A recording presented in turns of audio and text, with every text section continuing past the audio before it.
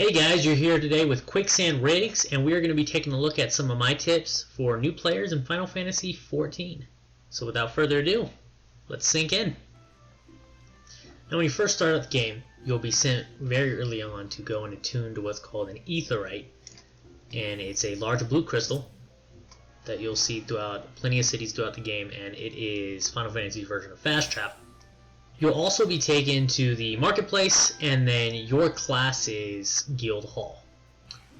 As you're progressing to these locations throughout the city, you'll no doubt notice these blue icons on the map called Ethernet shards. When you attune to an Ethernet shard, it allows you to fast travel in the city between the shard that you have unlocked. This can be helpful to get across the city pretty quickly when you're low, but it's only going to take you to a couple. I highly recommend, before you go out and do any combat quests or leave the city, is to go through the entire city and unlock every single one of them. Once you've unlocked all of the Ethernet shards in a city, it will unlock access for you to teleport directly to the gates of that city in the combat areas. While this may seem very minor, it is very helpful and cuts out a lot of running time between quest turn-ins and going back to combat when you're low level, and saves you some money from not having to teleport and travel to the small outpost outside the city.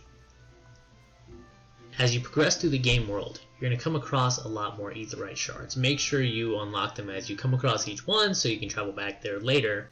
Now, while you may be tempted early on to use the Etherite system to teleport throughout the places you need to go, I would recommend, while you are low level and quite frankly broke, that you take a look at the other two fast travel systems in Final Fantasy. The first one being Jacobo porters. You can hire these to pay a very low price to travel you back normally to the main city, although it might take some time.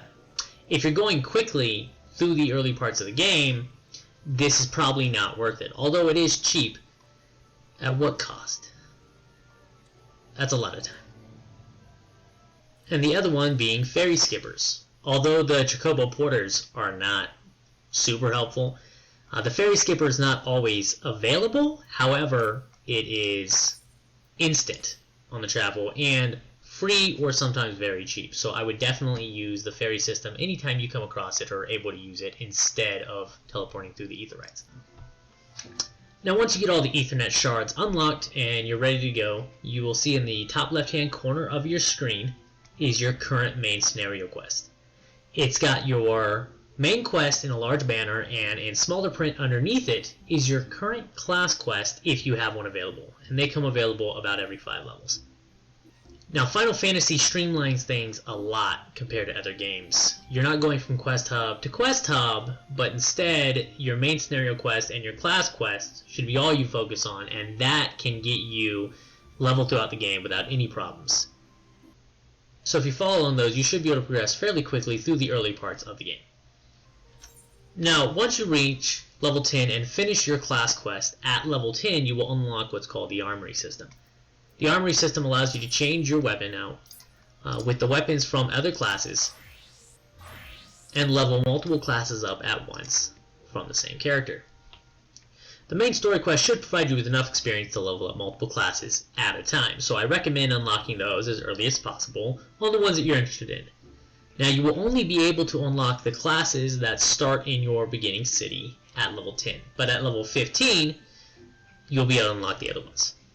Now once you reach class level 15, if you head over to the Adventurers Guild in your start out city, you will come across a guy called the Smith, and he will have this leaf icon above his head. He unlocks what's called the Hall of the Novice. If you've played MMOs before, or any other games with dungeon mechanics, all of this info is very basic training exercises to teach you how to deal with dungeons. Now whether you're experienced in MMOs or not, the Hall of Novice is worth doing because it provides you with high quality level 15 armor. And this can be repeated with any alternate classes on that character as well if you're doing a tank, a DPS, and a caster. Now no doubt, as you've been turning in quests and gearing up your character, you'll notice these small gold pouches called Allegan pieces. They come in different qualities or quantities, and they go as low as 25 gil or gold and up much higher than that. Once you've gotten the armor from the Hall of Novice, it should last you into your mid-20s, maybe even late 20s. During this time, you might want to start considering taking these bags. They get sold to merchants in exchange for money, and although you've been given through your class quests weapons every 5 levels and you're getting good armor, once you pass level 30, your class quests stop giving you weapons. So you might end up having to buy them from merchants past that level or rely on dungeon drops. Now these can get somewhat expensive as you get higher, so these little elegant pieces can help if you start storing them up to be able to purchase some gear for your classes as you get higher. I will say this, if you are a free trial player, your guild cap is 300,000. You'll hit that pretty quickly if you're doing any side content or doing enough dungeons and activities. I recommend keeping these elegant pieces in your inventory and not selling them. That way if you decide to subscribe or buy the full game, you can have them stored up and then sell them afterwards. That way you're not just throwing away extra money you would have gotten. Now once you reach the level 15 main story quest, you will be taken to the 2 cities that you did not start out in. Although you'll only be here for a very short time, I recommend, just like in the beginning, that you take the time to go throughout the entire city and unlock all the Etherite shards. That way you have access throughout the entire city the next time you decide to come here. This is also the time that you'll have to be able to unlock the other classes that you might be interested in that began out in those other cities. Now regardless of which city you began out in, all 3 of them culminate back in Limsa Lamensa's Adventure Guild to talk to Badarin for a quest called It's Probably Pirates. And this quest will lead you to your first dungeon.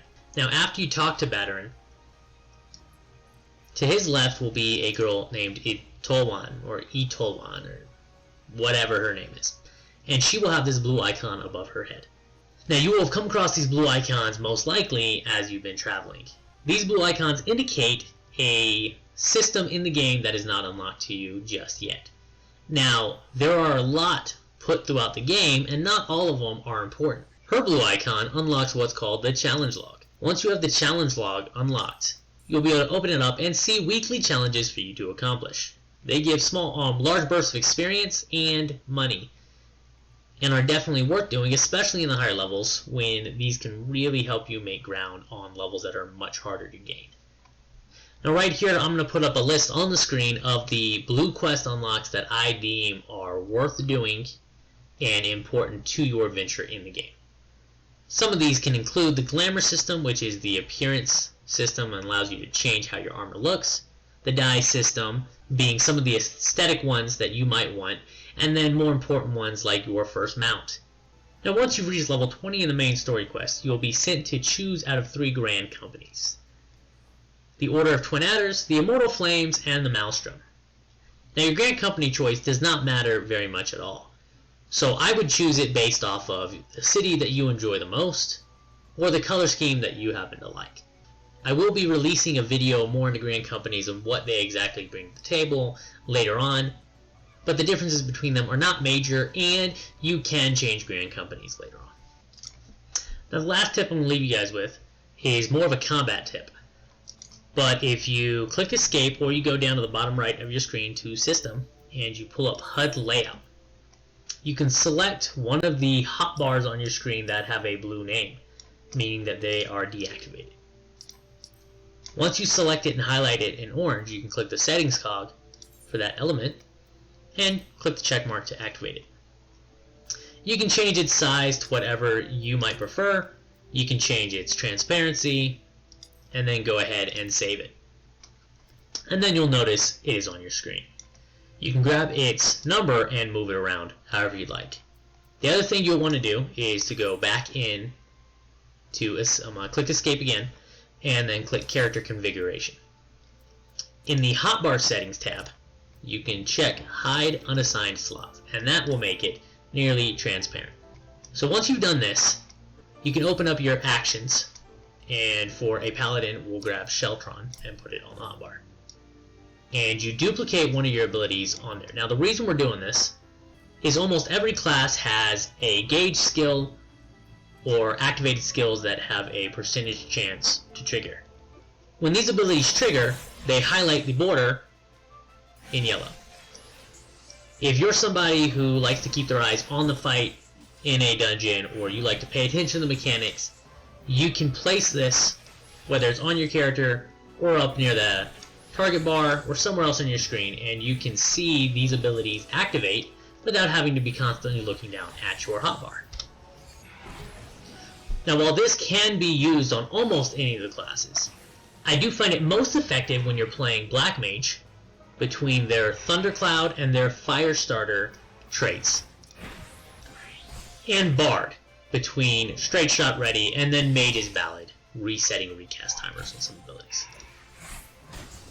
Although this tip might not be used by everyone, depends on your playstyle, and it might not be useful for every class you do play, it is something that has grown on me a little bit, and I have found myself using it more and more, so I thought I might share it with you guys.